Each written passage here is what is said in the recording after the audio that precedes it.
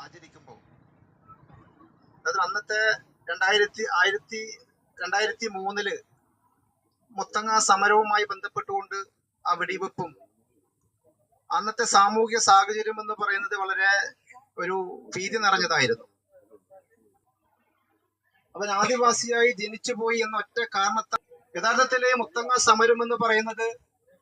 കേരളത്തിലെ ആദിവാസികളുടെയും പട്ടികജാതികളുടെ അതിനുശേഷം വന്ന പോരാട്ടങ്ങൾക്ക് പ്രചോദനമാവുകയും ചെയ്തത് മുത്തങ്ങ സമരമാണ് എന്നുള്ളതിൽ യാതൊരു തർക്കവുമില്ല. ആ സമരത്തെ പിൻപറ്റിക്കൊണ്ട് ഏകദേശം 2015 വരെ പരിപാടികളൊക്കെ നടപ്പിലാക്കിയെങ്കിലും 2015 ശേഷം നമ്മുടെ കേരളം ഭരിച്ചുകൊണ്ടിരിക്കുന്ന ഗവൺമെന്റ് ആയാലും ചെങ്ങറയായാലും കല്ലടത്തണ്ണയായാലും പല ഭൂസമരങ്ങളെയും ഗവൺമെന്റ് ഇപ്പോൾ